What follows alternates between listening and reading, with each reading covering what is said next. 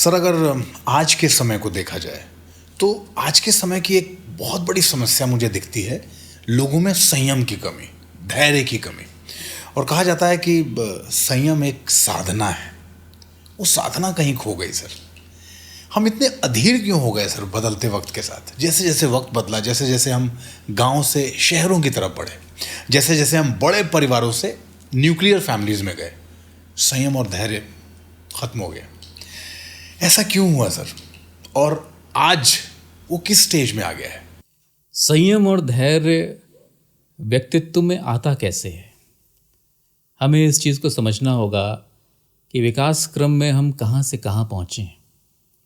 अगर हम गांव से शहर की तरफ आए हैं और संयुक्त परिवारों से न्यूक्लियर फैमिलीज़ की तरफ आए हैं, तो उसका जो फ्लिप साइड है वो ये है कि जब हम इस व्यवस्था में रहते थे, इस व्यवस्था में अपना जीवन यापन करते थे, तो हमारे अंदर सहनशीलता का जो गुण था वो बचपन से आ ही जाता था। हमारे व्यवहार और हमारे आचरण में उस धैर्य का होना आवश्यक इसलिए था क्योंकि हम बहुत सारे लोगों के साथ रहते थे। हमें रिश्ते बनाने नहीं पड़ते थे, ढूंढने नहीं पड़ते थे। बहुत सारे रिश्तों की पहचान हमें कई वर्षों बाद तक नहीं होती थी कि ये हमारी बुआ थी तो किस रिश्ते से बुआ थी, ये हमारे चाचा थे तो किस रिश्ते से चाचा थे। लेकिन हम उन्हें बुआ और चाचा ही मानते थे क्योंकि हमारे अंदर हमें बचपन से बताया गया था कि हमें बांटना है, मिल बांट कर रहना है, मिल बांट कर खाना है, कम में गुजारा करना है। तो उस व्यवस्था में धैर्य अपने आप व्यक्तित्व का हिस्सा बन जाता था। आज स्थिति क्या है? आज मुझे लगता है कि the problem is the problem of plenty.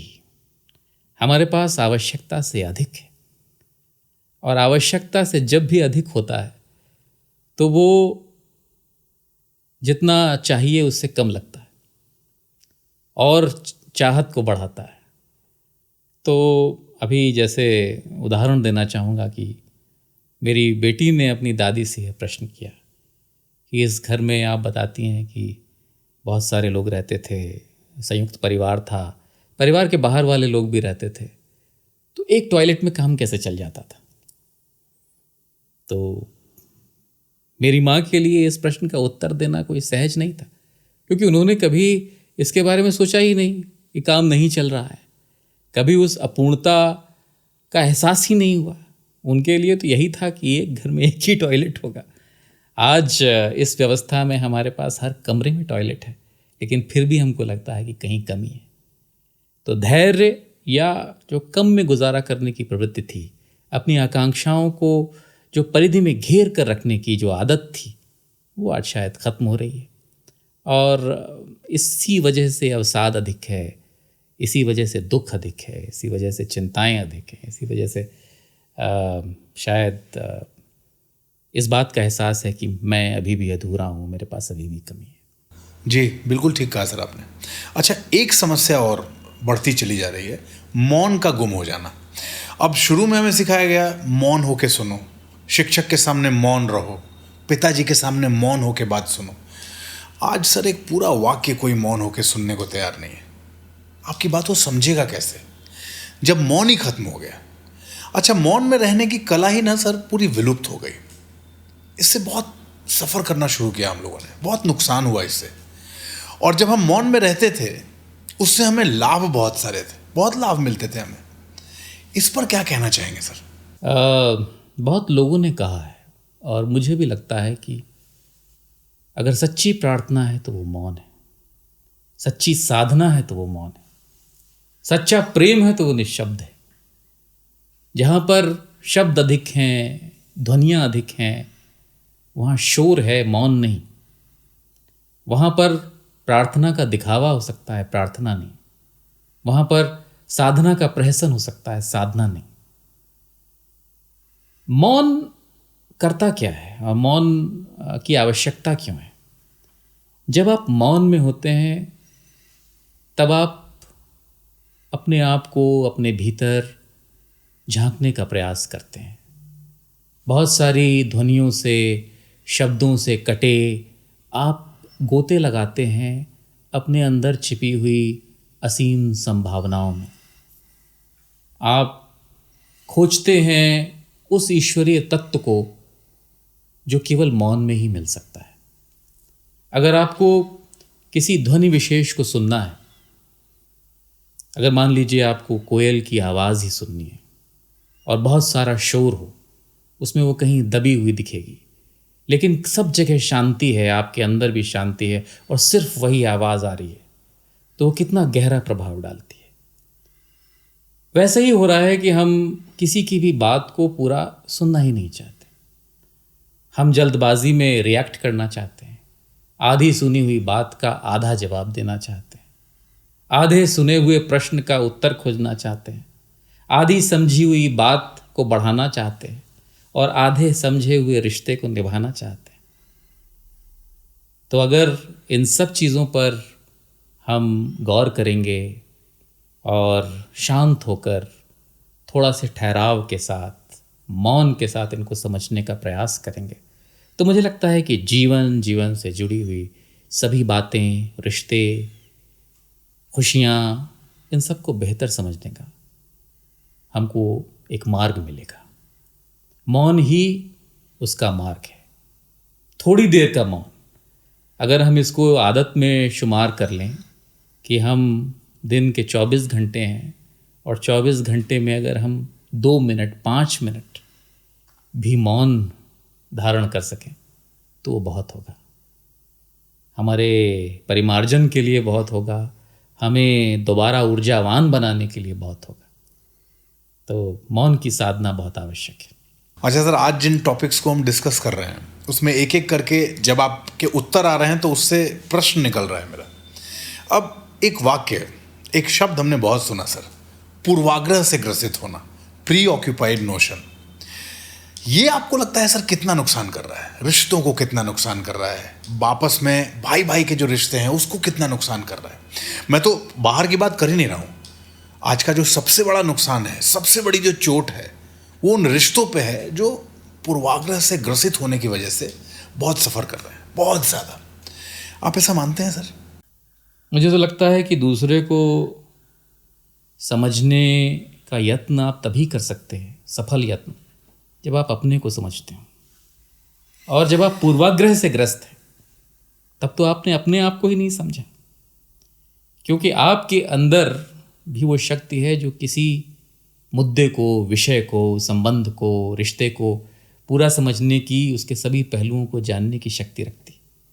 लेकिन जैसे ही आप एक पूर्वाग्रह से निर्धारित होते हैं तब आपने उसके बाकी पहलुओं को अपने आप से ही काट दिया। उसका नुकसान ये होता है कि आप उस पूर्वाग्रह से चिपके हुए रहते हैं और उस चिपके हुए होने का नुकसान झेलते हैं। पूर्वाग्रह होता क्यों? पूर्वाग्रह आपके किसी अनुभव से उपज सकता है। आपने मेरे साथ बदतमीज़ी की, वो एक घटना हो सकती है कि हमारा किसी बात पे विवाद हो गया और आपका व्यवहार उस समय मेरे प्रति ठीक नहीं था। अब मैंने ये सोच लिया कि ये शख्स तो आजीवन मेरा विरोध करता रहेगा और मेरा ये पूर्वाग्रह है।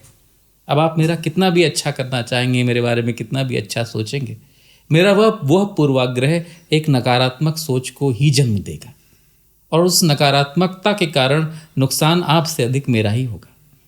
मेरा आपका संबंध तो बिगड़ा रहेगा ही, लेकिन मेरे अंदर भी कितनी नकारात्मकता और उस नकारात्मकता के एवज में जो मेरी ऊर्जा और शक्ति हो सकती थी उसको ना अपना के मैंने अपना खुद का कितना नुकसान किया। तो आप बिल्कुल सही कह रहे हैं कि पूर्वाग्रह से ग्रस्त होने से व्यक्ति का कभी भला नहीं हो सकता। उसे ओपन रहना चाहिए। हो सकता है कि वो पूर्वाग्रह किसी वजह से सही रहा हो किसी समय, लेकिन क्या वो हमेशा सही रहेगा? क्या वो अटल सत्य है? नहीं। तो अगर आप स्वीकार करने के लिए तैयार हैं कि स्थितियां बदल सकती हैं, मनुष्य बदल सकता है, उसका व्यवहार बदल सकता है और उस व्यवहार के कारण वो पूर्वाग्रह दूसरा स्वरूप ले सकता है, तो बहुत अच्छी बात है।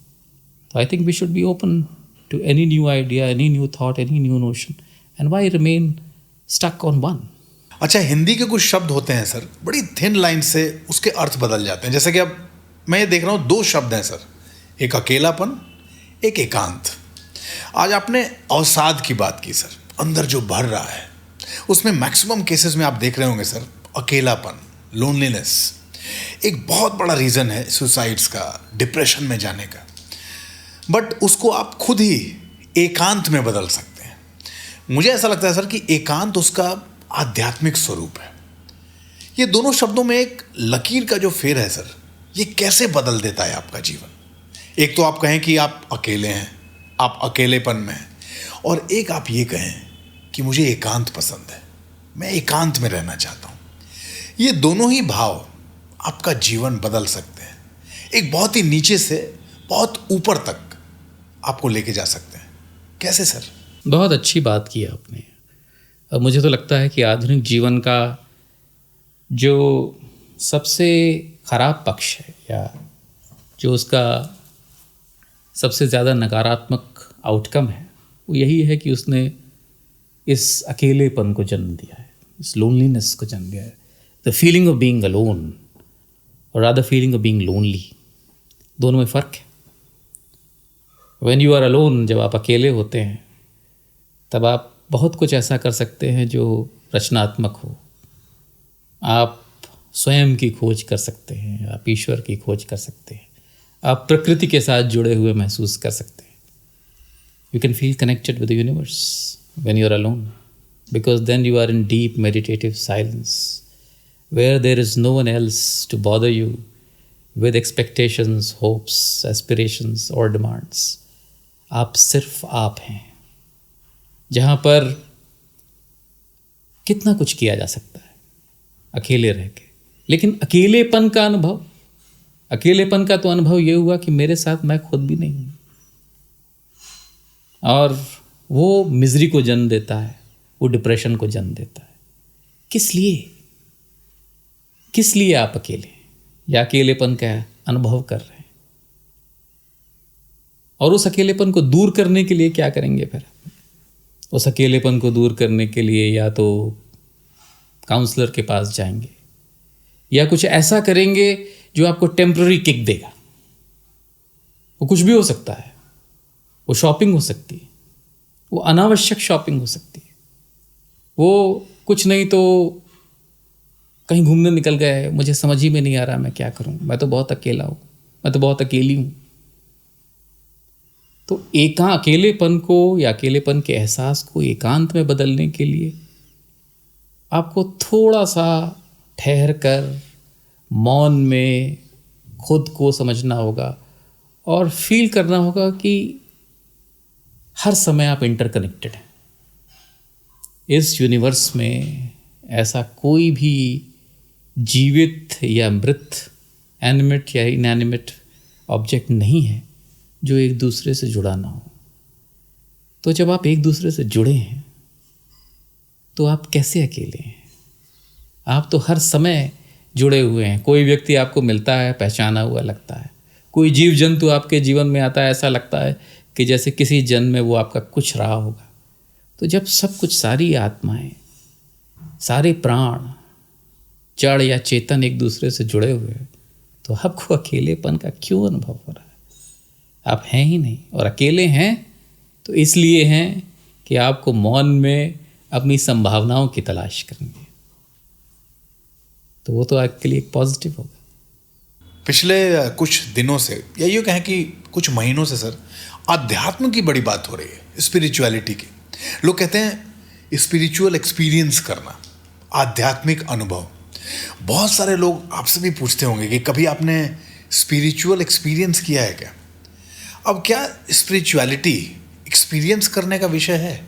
और अगर है, हमने इसको अनुभव किया है, तो क्या इसको शब्दों में बताया जा सकता है कि हाँ, हमने स्पिरिचुअल एक्सपीरियंस किया है? क्या ये संभव है इसको बताना?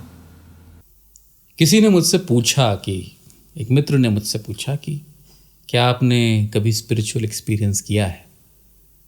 और जैसे ही यह प्रश्न मेरे सामने आया, मैं थोड़ी देर के लिए ठिठक गया, क्योंकि क्या आध्यात्मिक अनुभूति बताई जा सकती है?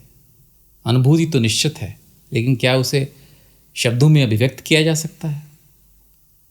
इसलिए इस प्रश्न को टालने के लिए मैंने भी एक प्रश्न किया कि आध्यात्मिक अनुभूति से आपका तात्पर्य क्या है, क्या समझते हैं आप स्पिरिचुअल एक्सपीरियंस को। तो उसने कहा कि स्पिरिचुअल एक्सपीरियंस से मेरा मतलब है कि feeling of oneness with universe, ब्रह्मांड के साथ एकाकार होने का भाव, एक होने का भाव। उसके उत्तर ने मेरी समस्या का तुरंत निदान कर दिया, क्योंकि अगर स्पिरिचुअल एक्सपीरियंस यही है तो मैंने हजारों बार किया है।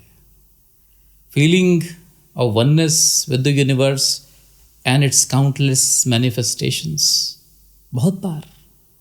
आप एक चिड़िया की चहचह सुनते हैं, आपको लगता है कि इसकी प्रतिध्वनि आपके हृदय में हो रही है। You feel one with that wobbling of the bird. आपको एक फूल दिखा, आप उस फूल को देख के मुस्कुरा दिए। You are feeling one with that flower. आपको एक पेड़ दिखा, आप एक बरगद के वट वृक्ष के नीचे गए और आपने आयुष्य का वरदान मांगा उससे। आप थोड़ी देर के लिए वहाँ सांस ले रहे हैं और ऐसा लग रहा है जैसे वट वृक्ष स्वयं आशीर्वाद दे रहा है और आपको आयुष्य का वरदान मिल गया। You are one with the universe. आपने खाली आकाश देखा और लगा कि उस आकाश का विस्तार आपके अंदर समा गया। You are one with the universe.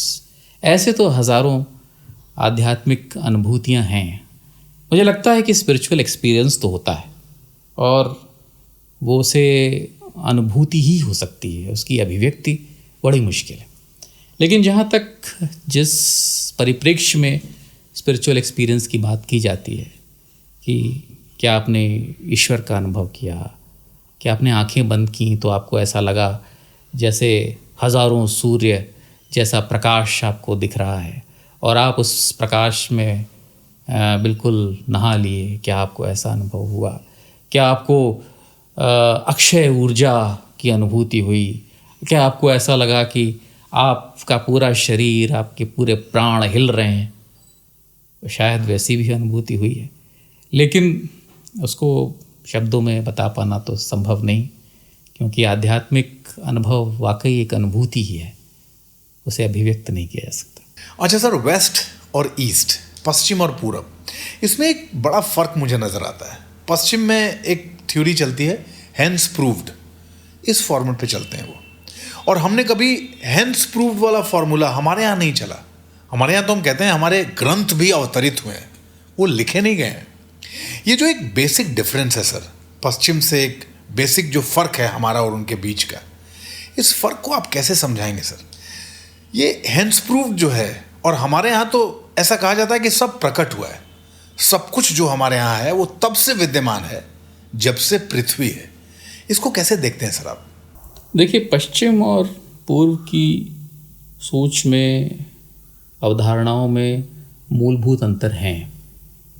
और मुझे याद है कि कुछ वर्ष पहले मैं एक लेक्चर सुन रहा था, तो उन्होंने बताया था कि पश्चिम और पूर्व में डांस के फॉर्म में ही आपकी सोच कितनी अलग हो जाती।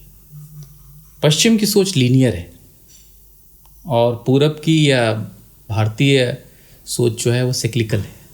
हम हर चीज़ को एक साइकिल में देखते हैं, राउंड देखते हैं। तो उन्होंने बताया था कि जब बैले देखते हैं तो उसमें स्ट्रेट खड़ा होता है, और जब भरतनाट्यम करते हैं तो उसमें एक राउंडनेस होती है। वैसे ही जैसे फिलॉसफी और दर्शन में फ़र्क है। वेस्ट में आपकी इंटेलेक्चुअल प्रोबिंग को फिलॉसफी कहते हैं, और भारतीय मान्यता में दर्शन मतलब अनुभूत सत्य, देखा हुआ या महसूस किया हुआ सत्य। अब अंतर यह है कि जो वेस्ट में फिलॉसफी है, it is basically A position, a postulate, a tenet, or something that I believe to be true, and hence in order to prove that it is true, I will have to collect evidence, I'll have to create a theory, I'll have to have different people endorsing it, और इस कारण वो hence proved वाली स्थिति में जाएगी। जो भारतीय ऋषि है, उसे दार्शनिक था, उसको सीयर कहते थे। Is seer. उसने तो बोला मैंने तो देख लिया, मैंने तो देखा है कि ये होता है या ये हुआ है, अब मुझे इसे प्रूव करने की आवश्यकता नहीं है। जब मैंने ही देख लिया और मुझे ही प्रूव करना था तो मैं क्यों प्रूव करूं? इस वजह से दर्शन और फिलॉसफी में ये अंतर है। अभी कुछ दिन पहले ऐसे ही कुछ बच्चों से मेरी बातचीत हो रही थी। विज्ञान के विद्यार्थी हैं और इंजीनियरिंग में पढ़ रहे हैं। तो उन्होंने, जैसा कि इस उम्र में होता है, स्थापित मान्यताओं को चुनौती देने में मज़ा आता है और मज़ा आना भी चाहिए। मतलब यौवन का ये विशेष गुण है, अगर आपने सारी स्थापित मान्यताओं को मान ही लिया तो फिर आप नया कैसे कुछ करेंगे या सोचेंगे। तो स्थापित मान्यताओं को चुनौती देने के लिए के उद्देश्य से, या एक इसमें भी किक मिलता है कि जो सामने वाला सोच रहा है उसे कुछ न कुछ करके उसे डिस्प्रूव करना है। उन्होंने कहा कि ये सब बेकार की बातें हैं, ये अध्यात्म, ईश्वर, ये सब बनाई हुई चीज़ें हैं। किसी न किसी ने सत्ता को हथियाने के लिए, समाज को चलाने के लिए, धर्म को चलाने के लिए ये सब गढ़ दिया, ये है नहीं कुछ। तो मुझे भी आनंद आ रहा था उनसे बात करने में। तो मैंने उनसे कहा कि जब तुम्हारे मैथ्स पढ़े हो तुम? बोले हाँ मैथ्स पढ़े। तो बोले जब तुम्हारे प्रोफेसर ने तुमसे पहली बार कहा, टीचर ने पहली बार स्कूल में, प्रोफेसर ने कॉलेज में पहली बार कहा मैथ्स पढ़ाते समय सपोज, तब तुमने कहा कि सपोज क्यों करें? तब तो तुमने सपोज किया क्योंकि तुम्हें, प्रोफेसर को तुम्हें कहीं पहुंचाना था। फिर हमने कहा कि जब एक नंबर है उसे किसी शून्य से मल्टीप्लाई किया गया तो वो शून्य ही क्यों बना है, तुमने पूछा। और जब उसे शून्य से डिवाइड किया गया तो वो अनंत कैसे बन गया। या फिर जैसे कि बोलते हैं विज्ञान में कि इसे प्रूव करने में कि एटम वेव है या पार्टिकल वेव है, या पार्टिकल वेव और पार्टिकल दोनों हैं, या वेव भी नहीं है पार्टिकल भी नहीं है, तो है क्या। तो उन्होंने भी यही कहा कि बिग बैंग से अगर ब्रह्मांड की उत्पत्ति हुई तो उससे पहले क्या था। तो मैंने कहा उससे पहले शिव थे, क्योंकि ब्रह्मांड भी क्या है, ब्रह्मांड भी तो शिव से जो छिटक कर गिरा है वो ब्रह्मांड है, और जो उसके पीछे जो एक अनंत संभावना है वो शिव है। शिव का शाब्दिक अर्थ वही है कि जो नहीं है वो शिव है। तो इस पर पता नहीं उन्होंने उस चीज़ को समझा, स्वीकार किया या नहीं किया, लेकिन इससे मेरे अंदर और कौतूहल जगा कि विज्ञान और अध्यात्म, पश्चिम और पूर्व, इनमें कहीं ना कहीं तो कोई समानता या कोई मीटिंग पॉइंट होगा। क्योंकि मेरा यह विश्वास है कि साइंस हो या मिस्टिसिज्म, पूरब हो या पश्चिम, ज्ञान कहीं से हो, दर्शन हो या फिलॉसफी, ज्ञान कहीं का हो, ज्ञान किसी का हो, ज्ञान की बाउंड्रीज़ को अगर आप एक्सपैंड करते जाएंगे तो कहीं ना कहीं किसी पॉइंट पे सारा ज्ञान एक जगह मिलता हुआ दिखेगा। तो शायद साइंस और फिज़िक्स, क्वांटम फिज़िक्स और वेदांत एक जैसे लगने लगे, साइंस और मिस्टिसिज्म एक जैसा लगने लगे, फिलॉसफी और दर्शन एक जैसा लगने लगे, और कहीं कोई विरोधाभास ना हो, क्योंकि सब एक जगह से ही आया है और एक जगह ही जाएगा। क्योंकि यही चीज़ फिर एक किताब में मैंने पढ़ी, और एक वैज्ञानिक है जो रूथ, वो बोलते हैं कि यूनिवर्स जब नहीं था तब क्या था, तो वो भी बोलते हैं कि it came from nothingness.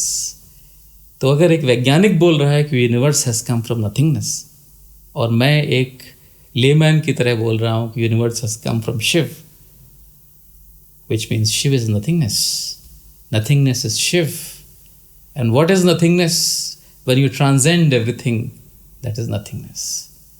So reaching there itself is a very high level of awareness, which probably would come only by expanding the frontiers of our knowledge and experience. अच्छा सर, अब शिव पे थोड़ी बात शुरू हो ही गई है तो इस चर्चा को थोड़ा आगे बढ़ाने का मन कर रहा है। शिव में ना लोग सर विज्ञान ढूंढते हैं। शिव का साइंस क्या है? शिव विज्ञान है या विज्ञान से परे हैं या शिव स्वयं विज्ञान है? इस पर आज की जनरेशन बहुत चर्चा करती है कि भाई हम क्यों माने कि सब कुछ शिव है। उसके पीछे का विज्ञान बताइए, उसके पीछे का लॉजिक बताइए, कैसे साबित होगा? उनको ये कैसे कन्विंस करना होगा सर? जिस विज्ञान को वो ढूंढ रहे हैं वो विज्ञान उन्हें कहाँ मिलेगा? आज की जनरेशन ये क्यों मान ले कि सब कुछ शिव है? नहीं, कोई आवश्यकता नहीं है मानने की। मानना भी नहीं चाहिए ऐसे। शिव की ही अपेक्षा नहीं है कि आप ऐसे ही मान लीजिए। अगर शिव की यह अपेक्षा होती कि आप सिर्फ देख के मान लीजिए तो वो युग युगों से ध्यानस्थ क्यों होते? अगर शिव मौन में साधना कर रहे हैं और कई युगों से का साधना कर रहे हैं, अनंत साधना कर रहे हैं, तो उनके पास भी तो अभी ऐसे प्रश्न हैं जिनके उत्तर उनको नहीं मिले। अगर शिव को ही उत्तर नहीं मिले तो एक साधारण व्यक्ति है, उससे हम ये अपेक्षा क्यों करते हैं कि वो अपने प्रश्नों की तिलांजलि दे दे? मानने की आवश्यकता नहीं है। ये भी एक अनुभव होगा। कब होगा? ये भी नियत होगा कि वो व्यक्ति जो आज प्रश्न लगा रहा है या प्रश्न कर रहा है कि ये सत्ता अगर चल रही है तो कैसे, किसके द्वारा, क्यों चला रहा है, तो कौन, वो कहाँ बैठा है, कहाँ है, उसका नाम क्या है, उसका स्वरूप क्या है, उसे नहीं पता। अगर उसके अंदर ये जिज्ञासा है और ये जिज्ञासा सच्ची है तो शायद उसे किसी समय इसका ज्ञान होगा। अब शिव क्या है? पता नहीं। मैं स्वयं नहीं जानता कि शिव क्या है। मैंने कविताओं में बताने या समझने का प्रयास किया है कि शिव क्या है। ये है या वो है, ये भी है या वो भी है, ये नहीं है, ये नहीं है तो क्या है? इन प्रश्नों से मैं जूझा हूँ।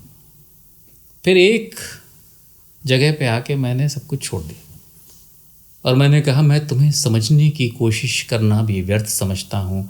मैं अपनी सांसों के उठने गिरने का अर्थ समझता हूँ, इसलिए तुम्हें मैं यहीं कहीं बस आस पास ही पाता हूँ। तुम कहाँ नहीं, तुम सदा यहीं, ये कहकर ही बतलाता हूँ। अपने आप को ही समझाता रहता हूँ। क्या है? Shiv is the meeting point of all extremities in the world. ये ब्रह्मांड होगा, इसके ब्रह्मांड के दो छोर होंगे जिनका मुझे अता पता नहीं है। उसके बीच में जहाँ सब कुछ जो मिल रहा होगा, जो विरोधाभास है, जो मिल रहा है, वही शिव है। अगर वो है, उसके पीछे जो है वो भी शिव है, उसके आगे है वो भी शिव है। तो शिव आदि और अनंत है। शिव का ना आदि है ना अंत है, वो अनादि है, अनंत है। और शिव असीम संभावनाओं का नाम है। शिव विरोधाभास का नाम है। शिव विरोधाभास के समाधान का नाम है। शिव सब कुछ है और कुछ नहीं। लेकिन उस तक पहुंचने की, उस अनुभूति के लिए मैं तो चाहूँगा कि हर व्यक्ति के अंदर प्रश्न रहें, जिज्ञासा रहे और वो ऐसे ही न मान ले। उस अनुभव को प्राप्त करने का प्रयास करे जो शायद किसी क्षण उसको प्राप्त हो जाएगा, और उसके लिए उसे पूजा करने की या कर्मकांड करने की भी आवश्यकता नहीं। क्योंकि शिव दिखावे में विश्वास ही नहीं रखते। शिव आडंबर से बहुत दूर हैं। शिव तो जो सहज है, सरल है, सरस है, वो शिव है। और उसकी अनुभूति आपको बस ऐसे ही हो जाएगी। तो बस ऐसे ही का जो भाव है ना, वही शिव है। बहुत बहुत धन्यवाद सर। लेकिन आज की चर्चा के बाद शिव को जानने का जो प्रयास है, उनको समझने का जो कौतूहल है, उस पर मुझे लगता है एक बहुत इंटरेस्टिंग पॉडकास्ट आपके साथ हम एक और रिकॉर्ड करेंगे। तो नीतिपथ के अगले एपिसोड में ज़रूर आपसे मुलाकात होगी। और मेरा ये प्रबल विश्वास है सर कि प्रश्नों के उत्तर तलाशने की जो ये यात्रा है वो अनंत तक चली जाती है, चलती चली जाती है, एकदम शिव की तरह, महादेव की तरह। बहुत बहुत धन्यवाद सर। नमस्कार।